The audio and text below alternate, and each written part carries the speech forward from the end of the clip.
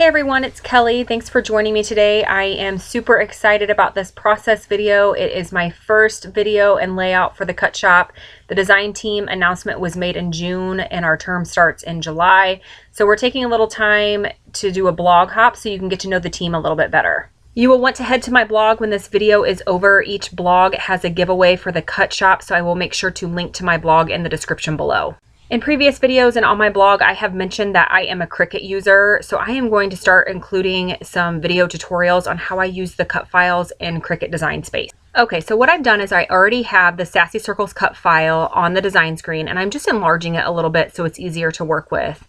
And now I'm going to insert a square, and I'm going to position it over a single cut line from the Sassy Circles cut file. Now I need to resize the square so it fits just directly over a single cut line. Whatever the square is touching, when I hit the slice feature, it's going to cut out everything that the square is touching. So it's important that it's only touching the area that I want to slice out. Once that looks good, I'm going to jump up to the select all button. So that's going to select the cut file and the square. And then I'm going to go over to the layers tab and I'm going to click slice. So that'll take just a moment to process. And then once it's finished, you'll see what the slice feature did for me.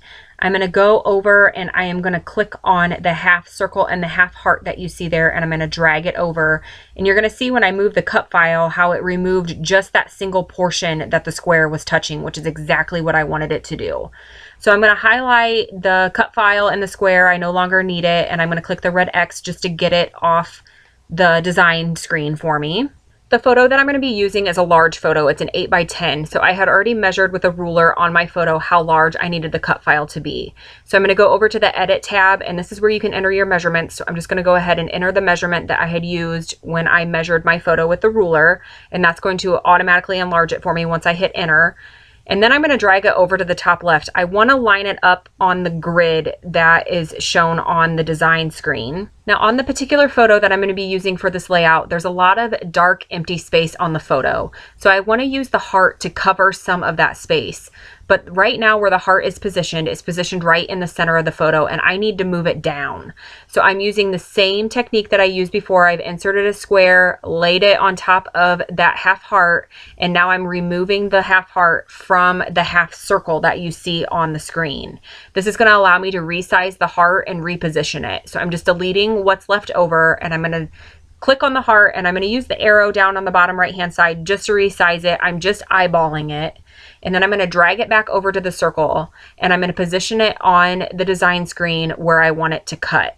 I'm using the grid lines on the design screen to line everything back up, and you're going to see me point to that there. You can see that the top of the circle is lining up with the top of the half heart and all the way down. It's all going to line up, so when I cut it, it's going to fold evenly. Now I need to make sure that those two images cut together. So I'm going to select all. You could use group or attach. I think I used attach. Either feature will work fine. Next, I'm going to hit the go button, which will send it to the mat. Now, wherever the cut line is showing on the screen is where it will cut your paper. So I want this half circle and half heart to be positioned directly in the center. So I'm just using my mouse to move it around. It's got the grid lines. It's identical to what your cutting mat is, so it works out great. Okay, so the paper is still on my cutting mat. I just removed it from the Cricut, and I'm going to take a little time to get it off. These cut lines are fine, so you want to make sure that you take your time in getting it off the mat. You don't want it to tear. Now, I mentioned this before that this cut file is a cut and fold cut file. If you're not familiar with what a cut and fold cut file is, I'm going to show you here in just a second. So it's cut half a heart and half a circle, and then I'm going to fold the paper over, and it's going to create a full circle and a full heart. There I was just using my craft knife to give me a little bit of leeway so that I didn't tear my paper when I folded it over. But here you can see that it's created a full circle and a full heart. And then I'm going to use that empty space to place my photo. The paper that I've chosen to use is a pattern paper from the Close to My Heart Magical collection. And then I'm going to be pulling in a lot of embellishments from the Say Cheese 1 and 2 from Simple Stories. And then I also have some stickers from the Magical collection. And I do have some Queen & Company that I use also. And then there's just some odds and ends from my stash, including that wood veneer piece there.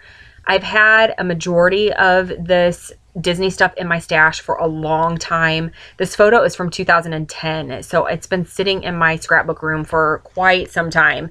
I typically scrapbook photos that are 4x6 or smaller, so this photo just seemed a little tricky for me to use. There was a lot of empty space on the photo. I wasn't really sure how to use it. So this cut file ends up working out perfectly because it hides that dark empty space by moving that heart down on the cut file. So I'm just really, really pleased with how this turned out. Okay, so back to the layout. I positioned a couple tags. I brought in some wood veneer. I have the word fun there, and then also some tiny stars.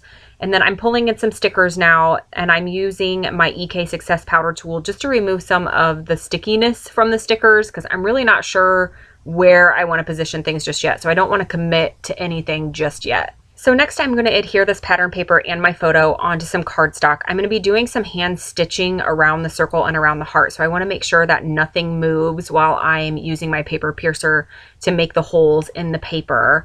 So I'm going to go ahead and I'm going to glue down the flap from that half circle also, again, just to make sure that nothing's going to shift or move while I'm using my paper piercer. So my camera battery died when I started to pierce the holes, so I've just skipped ahead. The stitching is finished. I stitched all the way around the circumference of the circle and then also around the heart. I just used some white embroidery floss for the stitching, and now I'm just adding some black baker's twine through the holes on the tag. So once that's finished, I'm going to go ahead and start adhering things down. While I'm doing that, I would just like to take a moment to let you know if you are a Cricut user and you have questions on how to use the cut files in Cricut Design Space, or if there are tutorials or techniques that you would like to learn, please let me know in the comments below. I will read through them and try to incorporate them on upcoming projects. I am in no way sponsored, paid, or affiliated with Cricut. I have just been using the Cricut since I started scrapbooking. I started with the Mini and then I upgraded to the E2, and then I upgraded from the E2 to the Explorer, and I just absolutely love all the options that are available with the Explorer.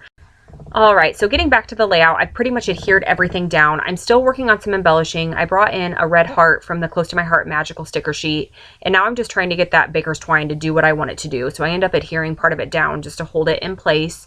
And then I try to decide if I want to frame the circle somehow, either with some triangles or a black cardstock frame. I end up deciding to go without and just leave it as is. Now, I still felt like at this point the layout was just missing something. I knew I wanted to keep the embellishments pretty much within the circle. So I'm going through the Simple Stories sticker sheet and just trying to find some stickers. I do add one there, but I end up pulling it off and using some different ones later.